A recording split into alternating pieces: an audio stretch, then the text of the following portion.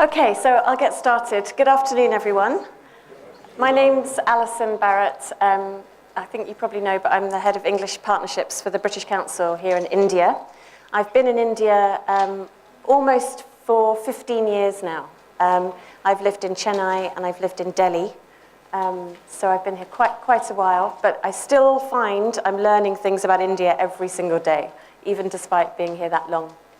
So today I'm going to talk to you about some of the challenges and some of the possible solutions for monitoring and evaluating large-scale teacher education programs in India. And this is based on some research I did a couple of years ago and has informed a lot of the work that we're doing now at the British Council and is still informing the work that we do because there's never one solution to any problem. I'm going to talk first about Cascade teacher education models. A bit controversial, but the reason why I'm talking about them is because they are still really the main mode for teacher education across the country. And my interest is in how we can make those models more effective while still looking for other solutions and more school-based approaches like the English in Action program in Bangladesh, for example. I'm going to talk through some of the critical success factors that we've identified for large-scale teacher training programs. I'm going to talk a little bit about the challenges. I'm sure you all know the challenges, so I won't dwell on the challenges too much.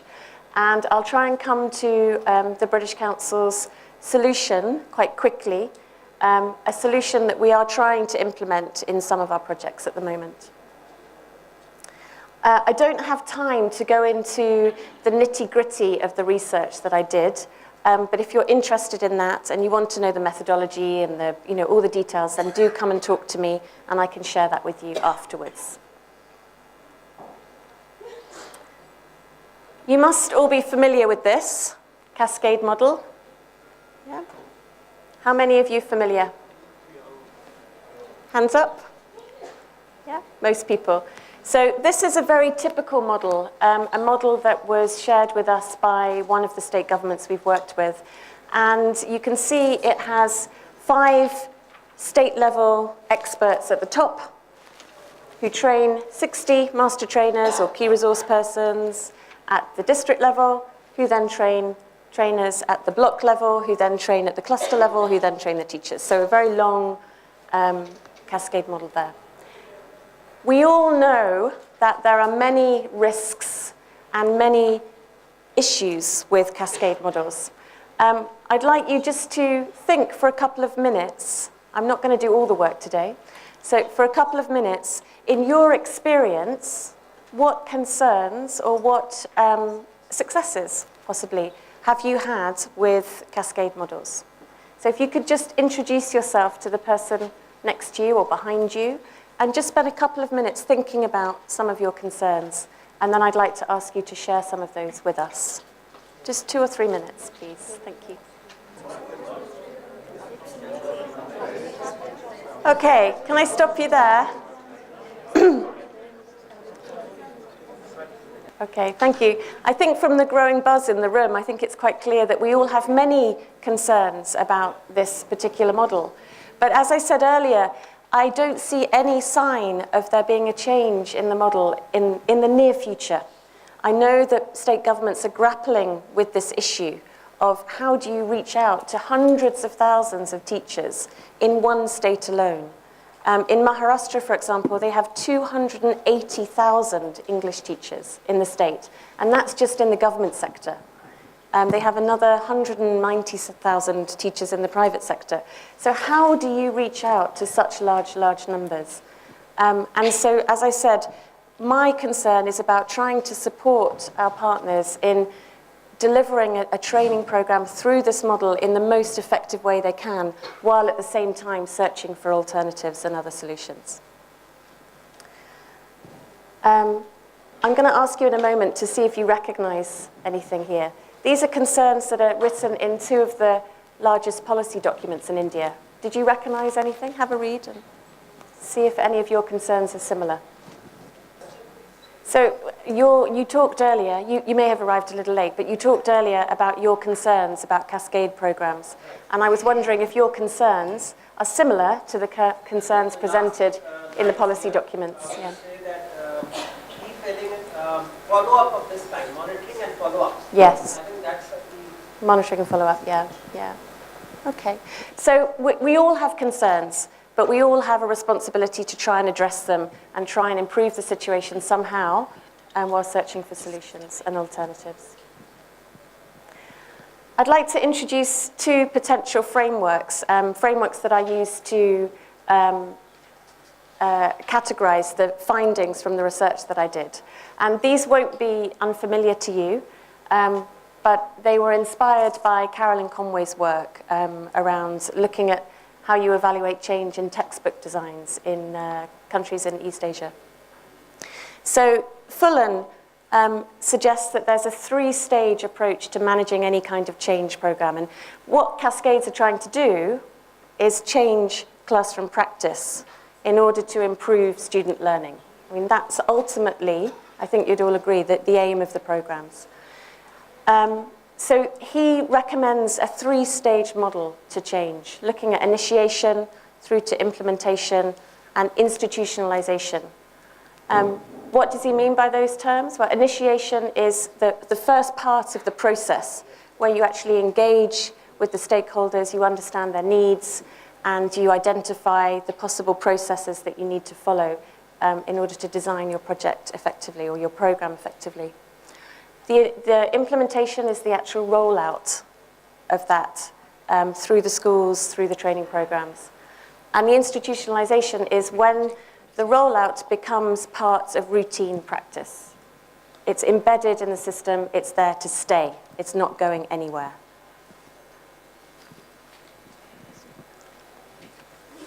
So process is incredibly important, and I've got two photos there of processes that we embed in our programs. So the picture on the right there is one of our training consultants talking to a group of Panchayat leaders in Bihar about what their concerns are about the training and teaching of English in rural Bihar. So he went out using Hindi, he's Indian, talking to them about their concerns. On the left, we have a group of teachers and teacher educators discussing the program, the actual module, and whether they think it's appropriate or suitable. So different aspects of consultation there. So participatory planning is a really important part of any kind of training program. And you need to be able, especially with a Cascade program, you have to consult all the different layers within that cascade to be sure that the program that you're designing meets all of their needs. It's absolutely crucial. It's not only about the teachers, though. It's also about the support systems and the administrators, the block resource teacher educators, the cluster resource educational officers, the people who are responsible for logistics and planning. They are also very important. You need to consult them too. Process communications is a really, really important part of process. Making sure that you're informing people, that you're being informed, and that that continues throughout, and that the communications flow between the layers within the Cascade model, but also across between the academic staff to the administrative staff, back up to the policymakers, back down to the learners, to the parents. It has to go lots of different directions. The quality and the standards are really important. Now, the Sarva Shiksha Abhiyan and the Rajyamik Shiksha Abhiyan, I can't pronounce the second one very well. Thank you very much. I think somebody called it the REMSA earlier, which is much easier. So those quality norms, there are some standard norms set by the government that need to be looked at and adhered to. And norms need to be agreed between administrators, the academic staff, the teachers, so that you have a standard that you can follow through the process of any training program. It's also vital to address issues of timing. When are you going to do things? When are you going to go and observe classes? Don't go and observe classes when exams are on, because you won't see what's really happening. make sure that you schedule training at the right times, that you have cascades at the right times, and I'll come back to that point in a moment. And sustainability, so I think somebody already said, Anil, I think, mentioned the importance of follow-up. And we were talking about that just at lunchtime as well with some Punjabi colleagues as well, the importance of keeping the initiative moving. So these are all issues that Fullan raises in his book, The Meaning of Educational Change, around the importance of process in designing any kind of change program. Some of you who know me will laugh because I always bring out this spiderweb diagram because I really like it. But it's a very good way of demonstrating the importance of context. And I think particularly in a country like India, which is incredibly complex, with 35 different union states and territories and 35 different educational contexts and linguistic diversity, political diversity, it's really important to think about the context very, very carefully. And the reason why it's on a spider web is because, with a spider web, even if you just tweak the corner of the web, the whole thing shakes. So everything is interconnected and interrelated. Everything is linked in some way. Just to break this down into what I mean around these different areas. So structure here, I've taken to mean the structure within a Cascade program, the internal structure of the program, where the layers are, where the people are working, are they at state level, are they at district level, are they at taluka level, where are they based geographically? How many layers do you have? How many trainers do you have? Those kind of questions. Politics, so the role of political decisions. We talked, I think, a couple of days ago about what happens when the political leader who's initiated a program then gets transferred. What do you do? It's a reality we all have to live with, and we have to find ways of dealing with that. What are the policies? What are the practices? What are the norms at different levels in the Cascade? They will vary, even within a state, dramatically. What about the culture? I'm from the UK, I've been here a long time, but I still I'm not Indian. So it's making sure that there's synergy in cultural expectations and that there's an understanding and the expectations are clear between different partners and different parties. Leadership is also incredibly important, and I touched on this earlier when I talked about process, involving the leaders, finding the leaders, the panchayat, the school management committees, the village education committees. Who are the leaders in your states where you work?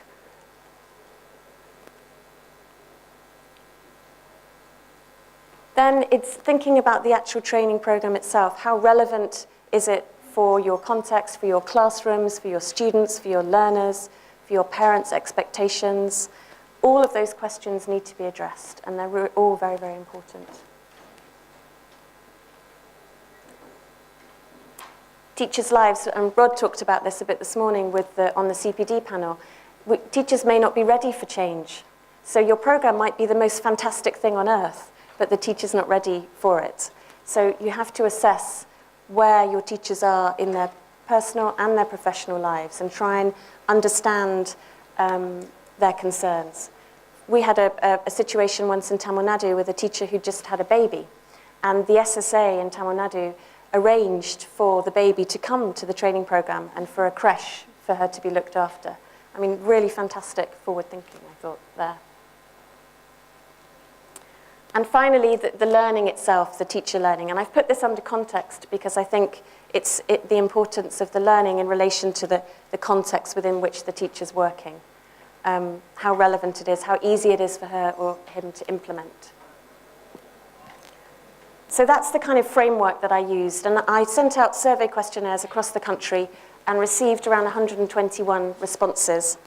I asked each of the respondees to indicate 3 factors that they felt were the most important for Cascades. I didn't give them any ideas or suggestions. It was a completely open question.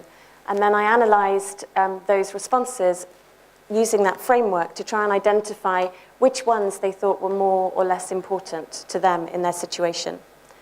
When I sent out the questionnaires, I have to confess that I didn't ask them to evaluate Cascade programs, but they all did. So that demonstrated that there weren't really any other models that they had in their minds. It was very clear from the responses that people were talking about Cascade programs. I also interviewed different stakeholders, I analysed documentation, but as I said, I'm not going to go into the details of that today. The findings were quite interesting, almost a 50-50 split between process and context. So all of the planning, more administrative elements are almost as important as the context and the content and the methodology. So I think that was a very important lesson for us. Just breaking it down a bit, the most important contextual factors were the relevance to the context, the teacher learning, obviously, the methodology that was used, the structure within the Cascade model. All of those things were important. I think I have some quotes here to read to you, if I can find them. Yeah, so teacher learning, the main comments were around methodology, complaining about teacher training being lecture-based. And I think this is still a big concern to many, many different stakeholders. There was also a huge issue around teachers' language proficiency. So the level of the training modules and the level of the teacher's language, and how we're addressing that through training programs. That was a big issue that came up. And then also, obviously, around the structure of Cascades, the fact that most of the trainers tend to be in the state capital, university-based, senior, very experienced, but maybe not as familiar with the classroom as they were maybe a few years ago, or as familiar with the classroom in the villages. So that was an issue that came up very strongly. And in terms of process, the planning, participatory planning, consultation, I can't emphasize this enough. Even if you think, or even if you know what the problem is, or what the issue is, or what the solution is, you need to go out and talk to people and check. You need to confirm your assumptions. You need to get people involved. You need to engage them in the process at the very beginning. It's really crucial. The quality and the standards, numbers of teachers in training programs between different partners and different parties. Leadership is also incredibly important, and I touched on this earlier when I talked about process. Involving the leaders, finding the leaders, the panchayat, the school management committees, the village education committees. Who are the leaders in your states where you work? Then it's thinking about the actual training program itself. How relevant is it for your context, for your classrooms, for your students, for your learners, for your parents' expectations? All of those questions need to be addressed, and they're all very, very important. Teachers' lives, and Rod talked about this a bit this morning on the CPD panel. Teachers may not be ready for change. So your program might be the most fantastic thing on earth, but the teacher's not ready for it. So you have to assess where your teachers are in their personal and their professional lives and try and understand their concerns. We had a situation once in Tamil Nadu with a teacher who just had a baby, and the SSA in Tamil Nadu arranged for the baby to come to the training program and for a creche for her to be looked after. I mean, really fantastic forward thinking, I thought, there. And finally, the learning itself, the teacher learning. And I've put this under context because I think it's the importance of the learning in relation to the context within which the teacher's working. How relevant it is, how easy it is for her or him to implement. So that's the kind of framework that I used. And I sent out survey questionnaires across the country and received around 121 responses. I asked each of the respondees to indicate 3 factors that they felt were the most important for Cascades. I didn't give them any ideas or suggestions. It was a completely open question. And then I analysed those responses using that framework to try and identify which ones they thought were more or less important to them in their situation. When I sent out the questionnaires, I have to confess that I didn't ask them to evaluate Cascade programs, but they all did. So that demonstrated that there weren't really any other models that they had in their minds. It was very clear from the responses that people were talking about Cascade programs. I also interviewed different stakeholders, I analysed documentation, but as I said, I'm not going to go into the details of that today. The findings were quite interesting, almost a 50-50 split between process and context. So all of the planning, more administrative elements are almost as important as the context and the content and the methodology. So I think that was a very important lesson for us.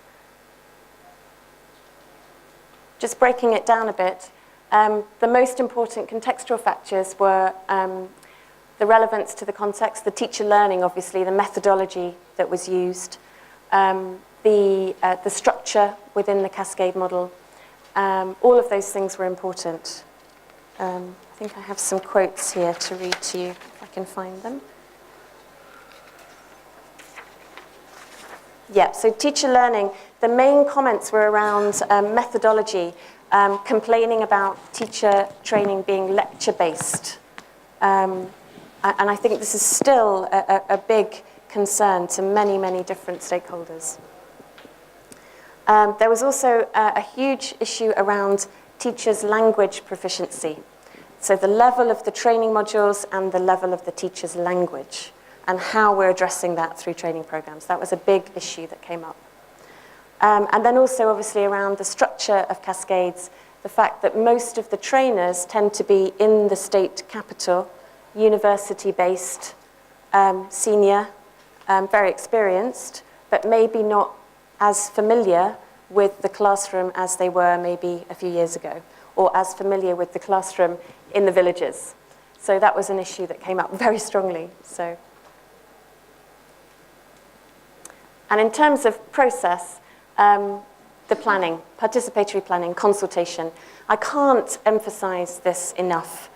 Even if you think, or even if you know what the problem is, or what the issue is, or what the solution is, you need to go out and talk to people and check. You need to confirm your assumptions. You need to get people involved. You need to engage them in the process at the very beginning. It's really crucial. The quality and the standards, numbers of teachers in training programs, the facilities. I've been to training workshops where teachers are expected to sit on the floor. There's no running water. The food they're served is, well, I wouldn't eat it. So, so it really, really is important that they're given the right kind of facilities. The other thing was the trainer selection, and I touched on this a bit. This came up outside of the framework, actually, as a very key point, in that very often the trainers selected, there's not necessarily a process. If there is a process, it's not necessarily transparent. There are not necessarily standards in place to do the selection. And again, the trainers may not have been in a classroom for many years. I myself haven't been in a classroom for many years. So I need to try and go back regularly and do some training myself to keep myself, familiar with what's going on in the classroom.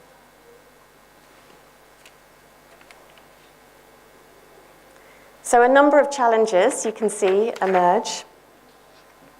The scale and the geography, the size of the challenge, the need. It's really important to address process and context and not just one or the other. The huge numbers of stakeholders, and David Gradle talks about this in his book, English Next India. Have you read that book? Yeah. So it's published by us, by the British Council in 2010, and it's one of the challenges that he highlights in his book as well. The huge amount of the different layers within a cascade all require different types of monitoring at different times. So you have the monitoring of the learning of the teachers, of the teacher trainers, of the administrators, of the students. It requires a huge amount of thought to think about how you can monitor the impact on all of those different people. The groups are very heterogeneous. Usually it's one training program that's going out to large numbers. So we have to think about the purpose. Why are we evaluating? Why are we monitoring? We have to think about the model that we want to use. Are we doing it just to check numbers on seats, or are we actually doing it to contribute to improvement in some way? And like I said, I feel very strongly that our monitoring and evaluation has to be all about learning, development, and improvement. So the model we should use, now you'll be a bit familiar. This is the Cascade model, that how the British Council kind of, the model that's evolved through the work that we've done. So in the middle, you still have your cascade, but the numbers of layers are significantly reduced. There are British Council trainers who are Indian, who speak the local languages, who understand local concerns, and they go out into the districts or the blocks or the talukas or the circles, wherever, and they deliver the training there, in situ. Right now, we have 11 trainers in Jorhat in Assam, in very challenging situations.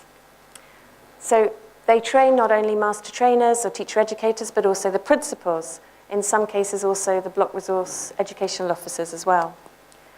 They then directly train the teachers, and the British Council monitors and evaluates that training. And I'll come back to the monitoring and evaluation model.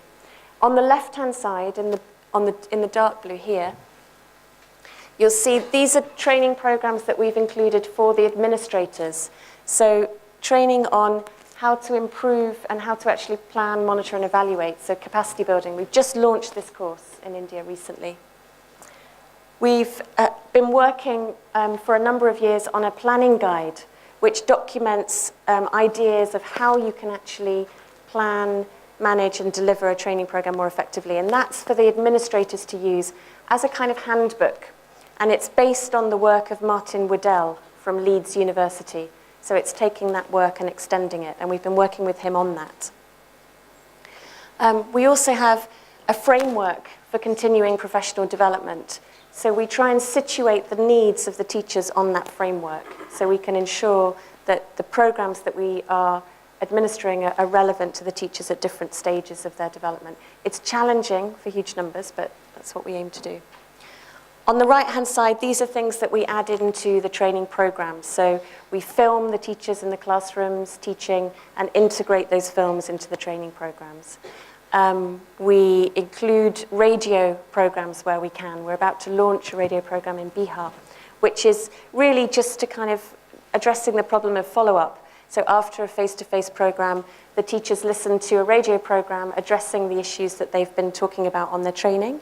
And it reinforces some of the ideas and helps them think more about those ideas.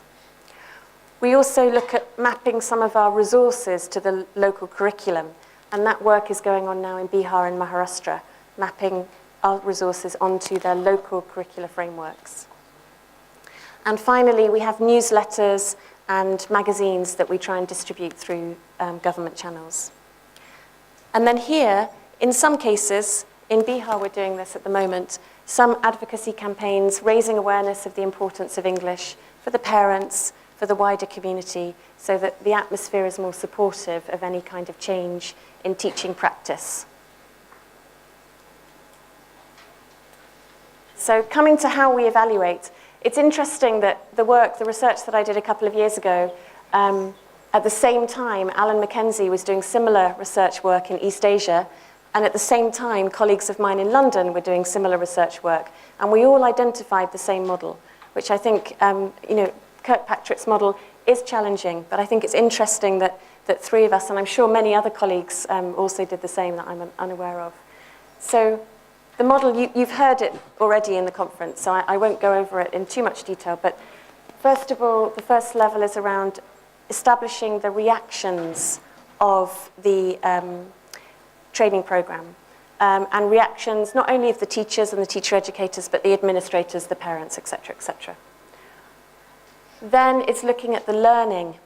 What learning has taken place as a result of that program? What learning has taken place not only in the teachers, but also the administrators? What change in behavior has happened as a result of that learning? And what results or what impact has occurred? Now, I felt this model, there is a fifth model which is about return on investment, but I'm not going to talk about that now. I felt this model was a little bit misleading because it missed out the kind of very beginning. So I've kind of added an extra stage, which I've called level 0, which is about identification. And for me, that's where the needs analysis starts, you know, and trying to separate that out from the first intervention. I've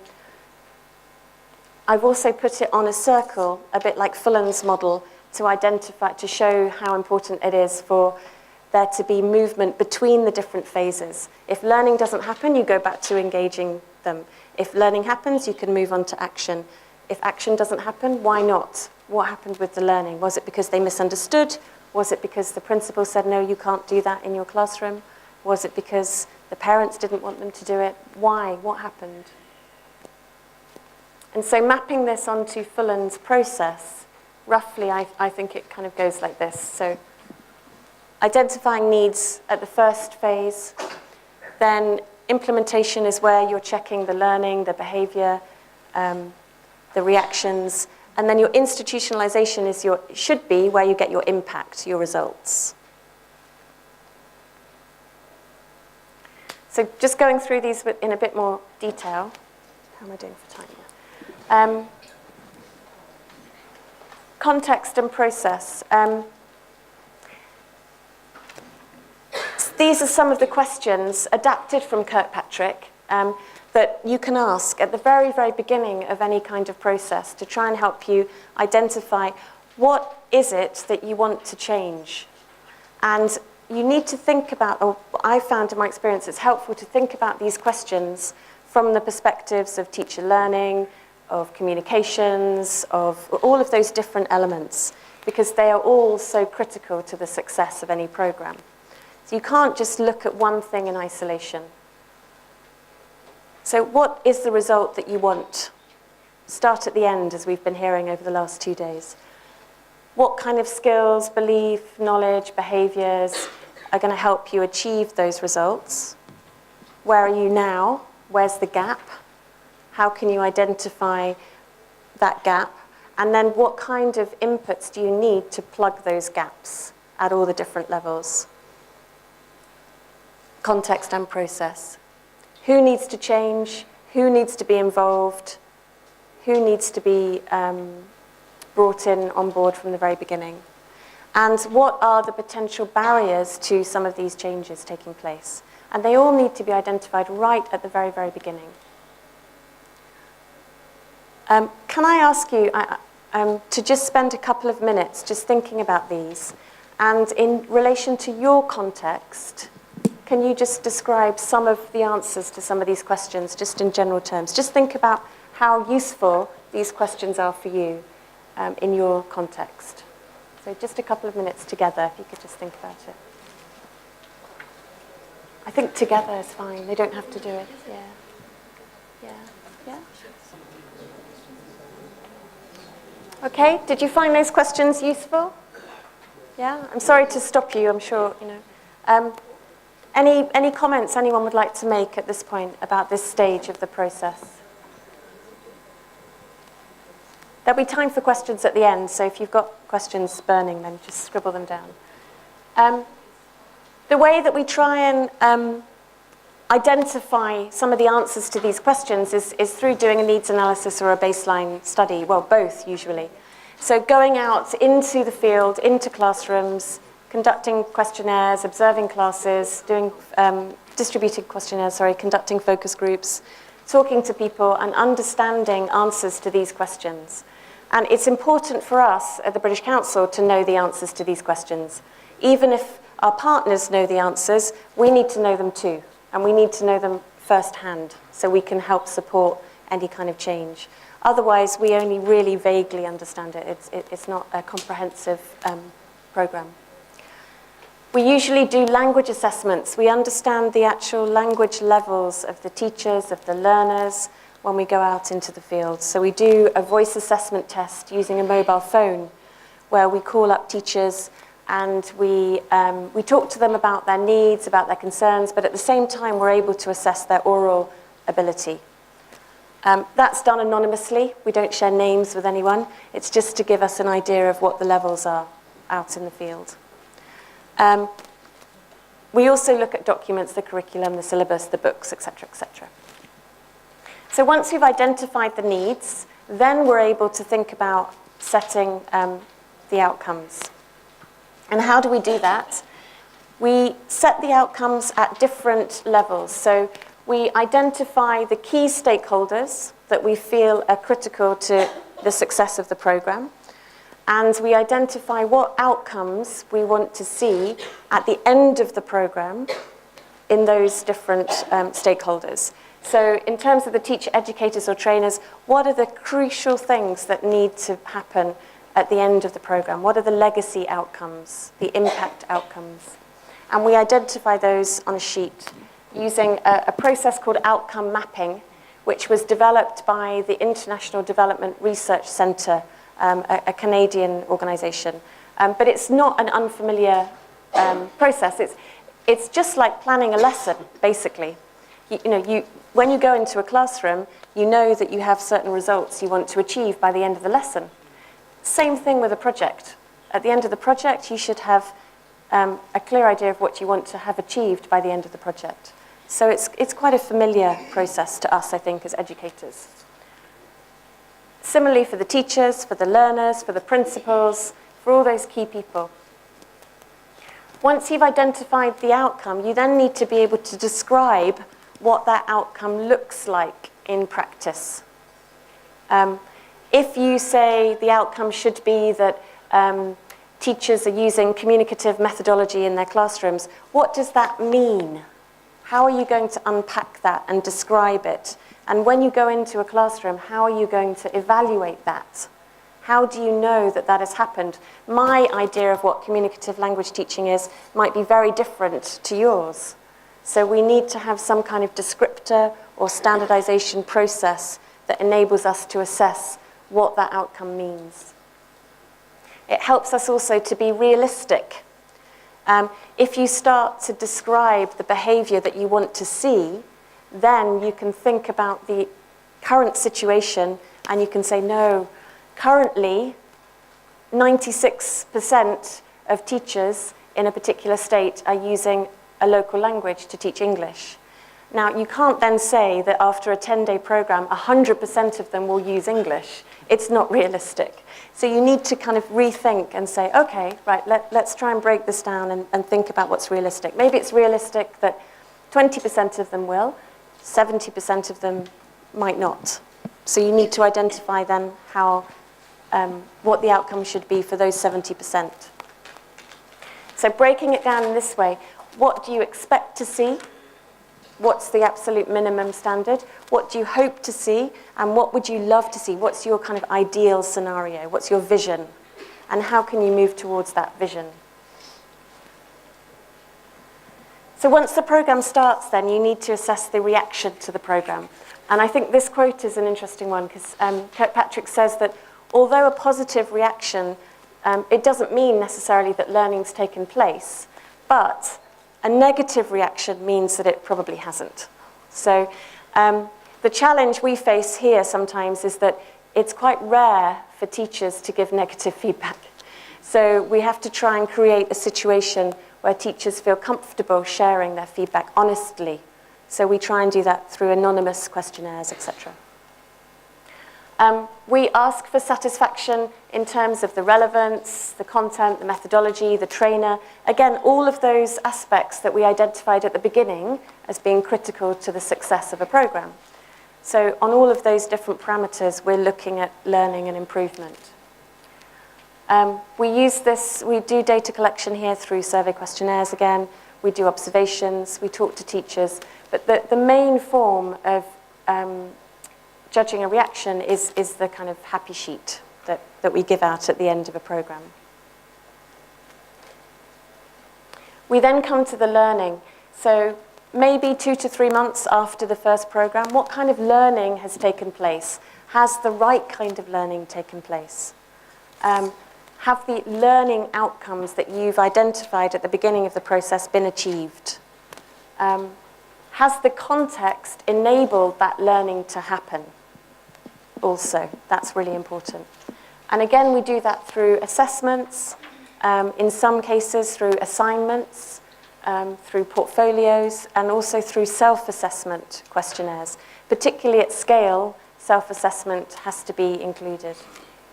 We also have a teacher journal where we ask teachers to record what's happened over that period of time, and for them to share some of those comments with us when we go and meet them after the program. Action. 6 to 18 months after a change program, after the training program has taken place. Is there a change? And you have to think, is there a change in the trainer? Is there a change in the teacher? Is there a change in the learner? So you have to think about different times to go back and observe that change for different stakeholders. You can't go and do it all at once because different people will develop at different rates. And the inputs they've had will have been at different times. Have the trainers developed and applied the right skills? Have they used the methodology, the training methodology that you've wanted them to use? Why not? And you can make adjustments then in the program. And then finally, we talked about ultimately we want to improve the learner's language ability, the learner's proficiency, and that is not going to happen quickly. Cambridge, on the Common European Framework of Reference, recommends hundreds of hours for learners to move from one level on the framework to another. So, a 5-day program, which translates into 1 hour a week of English for the students, again, it's going to take a long time for them to improve. So you need to be realistic. So we do an impact assessment a period of time after a program's taken place. We're about to do one in Karnataka in June for a training program that started in 2009. So that shows you the kind of length of time you're talking about. Sometimes we might be looking at trying to improve the employability skills of a student. So then we need to think maybe 5 years in the future, what's the difference between the employability rates of students now and the students that move through the school over the next 5 years? How does that change? And then we look at post-assessments, so language assessments with the same people that we did sort of 2 to 3 years before, and has there been a change or an improvement in language levels and proficiency? I'm nearly finished. 2 more slides. So the advantages of doing it like this. This participatory approach, we involve master trainers, teacher educators, administrators. We involve them all in the monitoring. Our partners, the SSA, we all go out and we all observe what's going on in the classrooms. And we feel they have the right to be involved in it, that they have the right to see what's going on and understand what's happening. The participation means that you can make improvements as you go along. The changes are accepted because they've been suggested by the beneficiaries themselves, the stakeholders themselves. And there's more ownership in the process. People feel involved in the process. So therefore, we feel it increases the potential impact of that change. It means that we can evaluate more. We have a team of 30 fantastic training consultants who work with us across the country, but they can't be in 5 places at any one time. So our partners and the people we work with also do evaluation and monitoring using the tools that we have developed for them. That can make them feel more empowered, more involved, contributes to their own professional development, gives them opportunities for growth as well, which is really important.